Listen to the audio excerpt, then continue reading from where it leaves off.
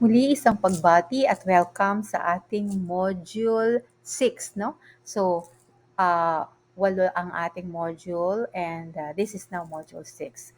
Ang topic na ating tatalakayin ngayon ay ang prinsipyo ng Dr. Maggi Mineral Healing. Bakit ito nakakagaling? Ano ang mga kaalaman or gawain na nagagawa na magkakasamang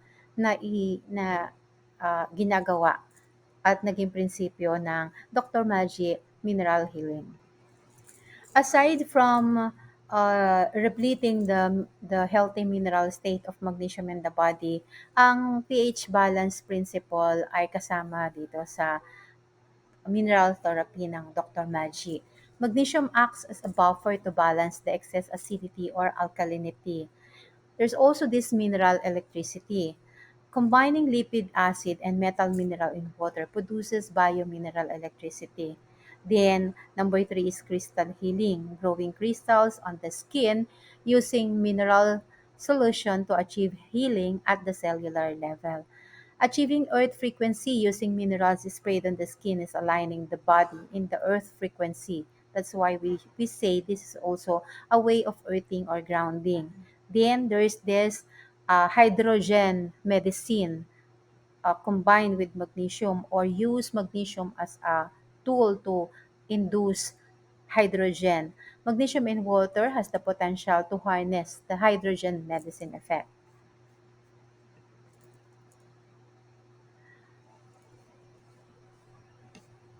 So first is the pH balancing role of magnesium. As I mentioned, it acts as a buffer para masawata ang sobrang acid or alkaline substances in the body. Kumakapit ito with hydrogen ions kapag masyadong acidic, binabawasan ang dami ng acid upang hindi magkaroon ng pH imbalances. Sa kabilang banda, ang magnesium naman ay nagpapakawala ng hydrogen ions kung masyado namang alkaline upang mapanumbalik ang balanse ng katawan o ang balanse ng tamang pH ng katawan. So, ano ba ang aking nakita sa aking clinical practice at mga pag-aaral?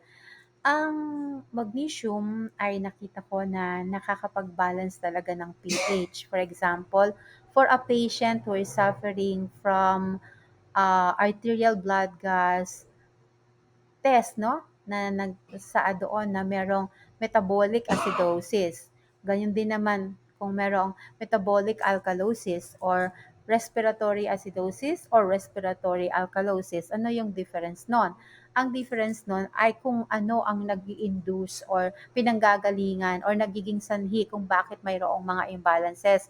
At tandaan, kung may mga imbalances ng pH sa ating katawan ay hindi ito maganda sapagkat ito'y magiging sanhi ng sakit. Ang ating tiyan ay may pH na 1 to 3 pH, no? Dapat itong maging acidic. Pag mababa ang pH, ang kanyang nasa gitna ay 7, no? Ah, pag more than 7, alkaline na siya. Pagka less than 7, acidic siya. So 7 is the neutral state. Pero sabi ko nga, iba-ibang parte ng katawan, halimbawa ang ating saliva, ang ating ihi, ang ating dugo, magkakaiba talaga ang pH level niyan. Ang body natin ang nagre-regulate, nagsasaayos kung ano ang dapat na pH ng ating katawan. Ang gawain ito na nakita ko na napakaganda ay kapag nag-spray ng magnesium or nagsasagawa ng transdermal mineral therapy with the solution ng Dr. Maggi Mineral, nababalanse niya kung ano yung tamang pH level. So, sa pH din, sinasabi na sa isang published research ni Dr. Emmanuel Ribici, sinasabi niya na ang uh, alkaline environment ay nag-i-induce ng throbbing pain. Ang acidic environment naman ay nag-induce ng chronic pain. So, dito makikita natin na may katotohanan nga naman itong mga ganitong kanyang mga pag-aaral. Nakita ko yan sa aking mga pasyente. Meron akong pasyente na nagko-complain ng pananakit ng kanyang legs, no? At yung legs niya ng aking hawakan at i-assess ang mga muscles ay napakalambot. Wala akong mahawakang muscles. Alam naman natin, isipin mo ang karne. Bumili ka ng 1 kilong karne. yung karne na yon, nahahawakan mo yung hibla ng laman niya. Ganon din naman ang laman ng tao. So, pag hinahawakan mo, ina-assess ang body ng tao, just imagine that. Of course, nasa ilalim pa siya ng balat, pero mahahawakan mo pa rin. So, ang aking paghawak ay malambot. Hindi ko mahawakan ang tigas ng laman or hibla ng laman. So, ang ibig sabihin, ano ang dahilan bakit ganoon ang kanyang katawan? Could it be induced by medicine na kanyang iniinom or ano nga bang dahilan? So, dahil ako ay curious, ang aking mga pasyente, kapag nahawakan ko na ganyan, ay tinatanong ko kaagad, anong iniinom mong tubig sa bahay? At 100% sa kanila ang nagsasabi na alkaline water. They have the Kangen water producer o yung machine na ginagamit nila. So, ang nangyayari dahil available ito, ay iyon na ang parati nilang iniinom at nagiging highly alkaline. Kaya nagkakaproblema din sa muscle at nagkakos ng pain nga. Tama naman ng kanyang pag-aaral. So, ang stress ay nagkukos din ng acidity sa environment ng ating katawan or ng mga cells, no? Ang stress kasi, if a person is under stress, ang nangyayari diyan ay shallow ang breathing or mababaw ang paghinga. Sa babaw ng kanyang paghinga, hindi niya na ilalabas ang carbon dioxide.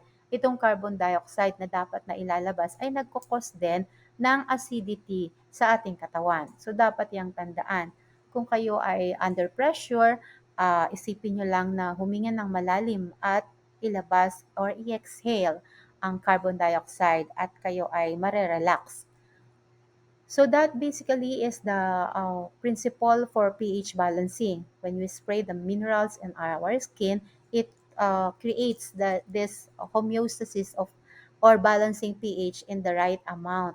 Ang magnesium naman kasi ay kaya niyang i-filter or i-receive. Meron siyang receptor sa bawat cells kung ano lamang ang kailangang minerals na maipapasok sa katawan ng tao. So wala kang aalalahanin na magkakaroon ng overdose when it comes to transdermal therapy. Mas marami kang maipasok, mas mabilis ang pagaling. Sa aking clinical practice, 2 hours ang infusion ng minerals. At least 800 milliliter to more than 1 liter. Depende sa body weight component. So, at depende sa health condition. Ang sumunod na prinsipyo ng Dr. Maggi Mineral Therapy ay ang mineral electricity. Kapag pinagsama ang metal mineral at lipid acid sa tubig, in this case, the sulfuric acid, ito ay nakagagawa ng mineral electricity o nagbibigay sa ating katawan ng tamang boltahe ayon sa pag-aaral ni Dr. Emmanuel Ribicci. Magnesium at sulfur ay dalawang importanteng minerals na may mahalagang gawain sa mineral electricity production ng ating katawan. Magnesium's involvement in ATP hydrolysis facilitates energy release, while sulfur contributes to the formation of respiratory enzymes indirectly supporting energy production.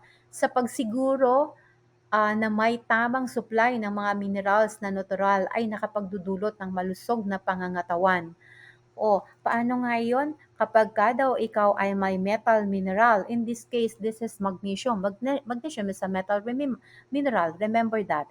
And then the lipid acid, sulfur, the biosulfur, when you uh, uh, dissolve it, it looks like oil.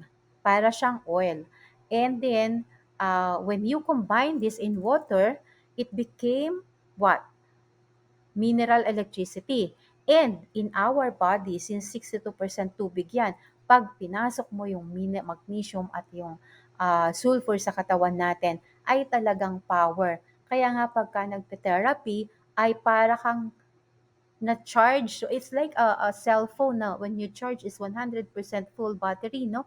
In our body, ganun din. At nararamdaman ng mga pasyente na sila ay lumakas. Sila ay lumakas at nag-glow ang kanilang mukha at maganda ang kanilang skin kasi na-hydrate sila. So lumakas sila because of the mineral electricity. Balik tayo.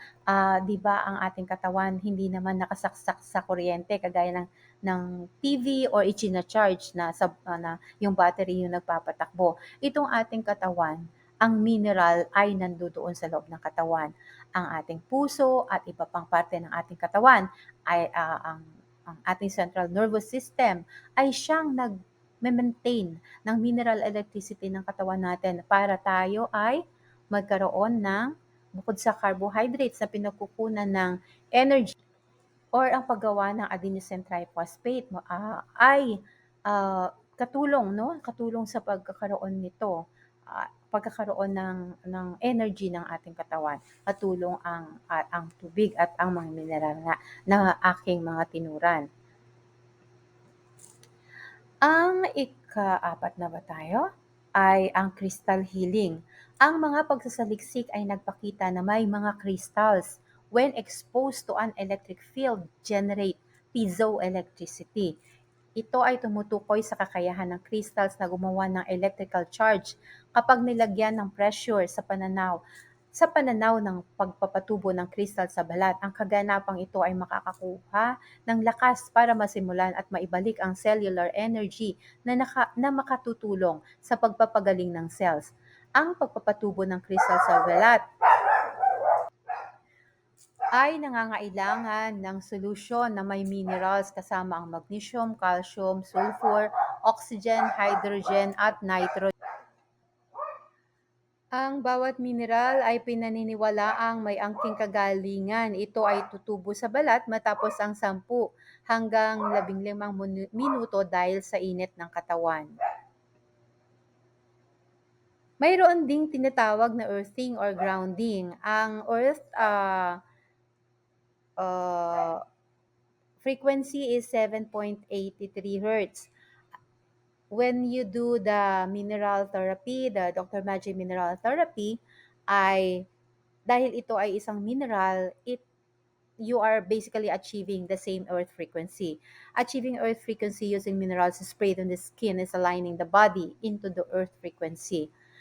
So, ang mga minerals na matatagpuan sa lupa katulad ng magnesium, calcium at sulfur ay mahalaga sa mabuting dulot ng grounding sa pagkakamit ng mainam na pangangatawan at kalakasan.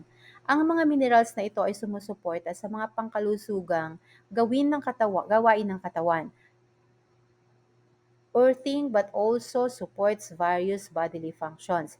Sa halip na tumapak sa lupa upang makamit ang earth frequency, itong Dr. Magic Mineral Solution ay ini-spray sa buong katawan kung kaya't nakabubuti sa kabuuang kalusugan. Ang huli naman na prinsipyo ng therapy ay ang hydrogen medicine. Magnesium in water has the potential to harness the hydrogen medicine effect. Sa isang libro ng hydrogen medicine na aking binasa, dito nakalathala ang maraming pag-aaral sa buti ng magnesium para sa kalusugan ng tao. Nandoon na sinabi nila na ginagamit nila to infuse magnesium, high level of hydrogen is the use of magnesium stick. So, it's basically oil boiled down to magnesium. So, magnesium supplementation ay makakapagpainam ng bioavailability ng hydrogen molecules, makabubuti sa antioxidant defense system, pagsasaayos ng inflammatory responses, at sa ikabubuti ng cellular energy metabolism. Ang mga pinagsama-samang epekto ay nakatutulong sa pangkalahatang bisa ng hydrogen therapy. Hindi lamang pinalalakas ng magnesium ang bisa ng hydrogen, ito rin ay nagpapakita ng kakanyahang bisa na nagpapalakas ng kagalingan ng mga benepisyong makukuha mula sa importanteng mineral na ito. Sa pangkalahatan, ang magnesium sa tubig ay may kakayahang lipunin ang kagalingan ng epekto ng hydrogen medicine. Nagdudulot ng maraming health benefits ang pagpapagaling ng karamdaman mula sa pag-aalaga sa ating atay at pagsawata sa pamamaga hanggang sa pagpapabuti ng mga senyales ng pagkakaroon ng arthritis at metabolic syndrome. Ang Dr. Maggi mag-hydrogen-rich water ay nagpapakita na ito ay maraming maidudulot na kagalingan at pag-address sa mga karamdaman. So nakita ko ba ito, I was actually excited nung mabasa ko yung libro tapos sa huli yun pa kasi I was curious how did they induce it. So pagdating dun sa huli, yun pala ginagamit nila, magnesium stick. Ang dami talagang, sa pag-aaral ko ng iba-ibang modalities ng naturopathic healing 'no, ako naghahanap ng ano ba yung dahilan, ano ba yung science dito. So kapagka nai-connect ko siya, lalo ko pang inaalam para patuloy akong, magsaliksik at dahil dito madali na para sa akin kung saan ano ang sakit, tapos meron na ba akong nabasa na published research about the principle or scientific study, and then nagawa ko na ba siya or nakita ko na ba sa isang kaso sa aking clinical practice. At kapag sinabi ko na ito ang protocol, ay ang dahilan noon ay ito ay akin ng napag-aralan, may mga cases na akong na-handle at may mga resulta na. Kaya hindi na ako na pag-aagam-agam na ituro ito sa inyo. So, that concludes our Module 5 at sa susunod na module ay marami pa rin akong maituturo sa inyo. Sa susunod na module, I think ay madidiscuss ko na kung paano ang paggagawa ng Dr. Malchi Mineral Therapy. Maraming salamat at hanggang sa muling module.